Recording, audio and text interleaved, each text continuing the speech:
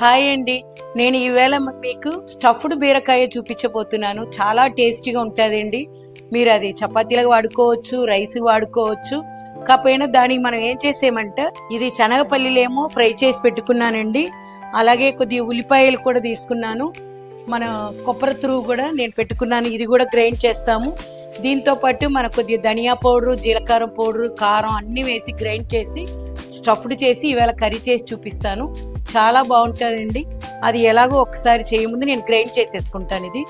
ఇది నేను గ్రైండ్ చేసుకున్నాను. ఉల్లిపాయ, ఏపిన శనగపల్లీలు, కొబ్బరి తురుగు వేసాను, ధనియా పౌడరు, కొద్దిగా జీలకర్ర పౌడరు, కారం, సాల్ట్ అన్నీ వేసి మిక్స్ చేసుకున్నాను. ఇప్పుడు మనం బీరకాయ ఏంటంటండి, ఎక్కువ తొక్క తీసేకనే ఇలాగ ఉండేనట్టుగా చూసుకోండి. ఇది కొద్దిగా మనం ఇలాగ లైట్గా ఇలాగ కట్ చేసుకున్నాము. దీనిలో మనం అన్ని స్టఫింగ్ చేయబోతున్నాము ఈ మసాలాను. ఇప్పుడు చూడండి, మీరు గుంతొక్కాయ చేసుకుంటారు కదా, సేమ్ అలాగే ఇప్పుడు మనం అన్ని ఇది చేసుకున్నాం. దీని లోపల నేను పెడుతున్నాను అనమాట.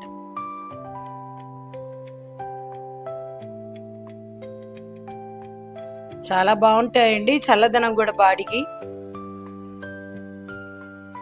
ఓకే అండి, నేను ఈ బీరకాయ ఏమో మొత్తం స్టఫింగ్ చేసుకున్నాను ఫుల్గా. మనకు ఇక కొద్దిగా మిగిలింది. ఇది మన అది కొద్దిగా కుక్ అయిన తర్వాత అది దానిలో పోసేస్తామన్నమాట. ఇప్పుడు నేను చూసారా ఫ్రీ హీట్ చేస్తున్నాను స్టవ్. ఫ్రీ హీట్ అనేది ఎప్పుడు హైలోనే ఉండాలి అన్నమాట. ఫ్రీ హీట్ చేస్తున్నాను. ఇది ఫ్రీ హీట్ అయిపోయిందండి. మనం ఇప్పుడు లిడ్ ఇలా పెట్టేసుకోవచ్చు. నేను దీనిలో కొద్దిగా ఆయిల్ వేసుకుంటున్నాను అనమాట. బీరకాయ ఎలా గుంతొక్కాయ చేసుకుంటామో అలాగే ఒక 2 స్పూన్ ఆయిల్ వేసుకోండి. ఇది మామూలుగా మనము ఎక్కువ వేయాల, పోపు కన్నా చాలా తక్కువ వేసానండి. మొత్తం ఇలా చేసుకోండి, ఎందుకంటే బీరకాయ అన్ని ప్లేసులకు తగులుతాయి కదా, అలా చేసేసుకొని మనం ఇప్పుడు బీరకాయ పెట్టే ముందు కొద్దిగా దీన్ని సీజనింగ్ చేసుకుంటాము.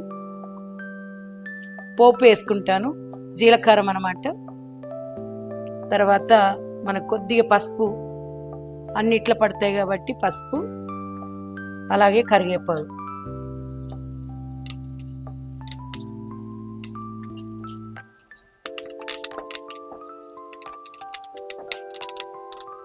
ఇది అయిపోయిందండి. ఇప్పుడు మనం ఈ స్టఫింగ్ చేసిన బీరకాయ పెట్టేసుకుంటాం లోపల.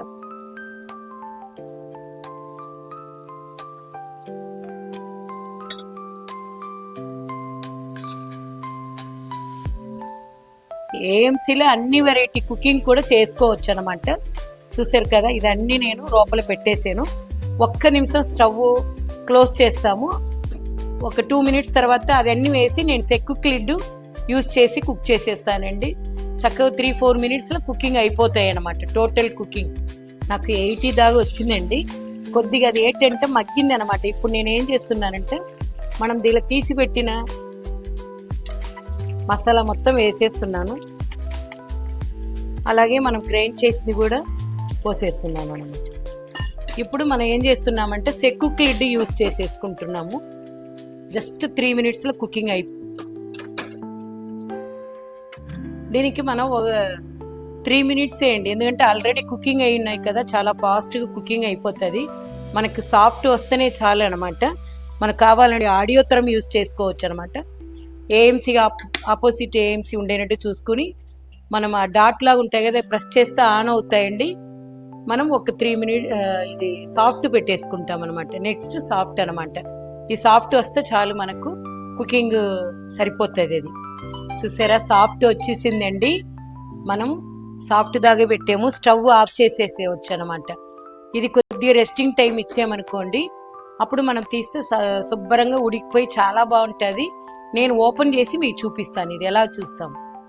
ఓకే, మనకి ఇదన్నీ పోయిందండి. నేను చూసారా, మనకు డౌట్ ఉంటే ప్రెస్ చేసి చూడవచ్చు, ఏమి రాలే, అందుకని నేను తీసేస్తున్నాను అనమాట.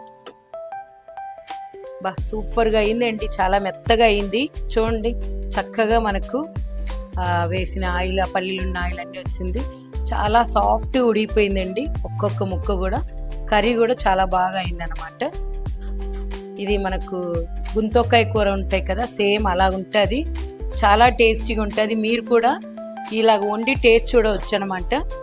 ఇంత మంచి స్టఫ్డ్ బీరకాయ కర్రీ మీరు కూడా చేసి ఎంజాయ్ చేయండి. చాలా బాగున్నదండి. నేను కూడా కొద్దిగా టేస్ట్ చూస్తాను, ఎందుకంటే నేను మీ ముందు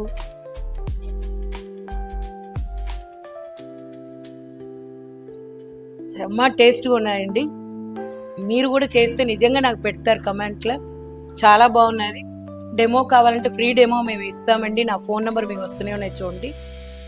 అలాగే మీరు కూడా ఎంజాయ్ చేయండి, మీ ఫ్రెండ్స్కి కూడా ఇది చెప్పండి.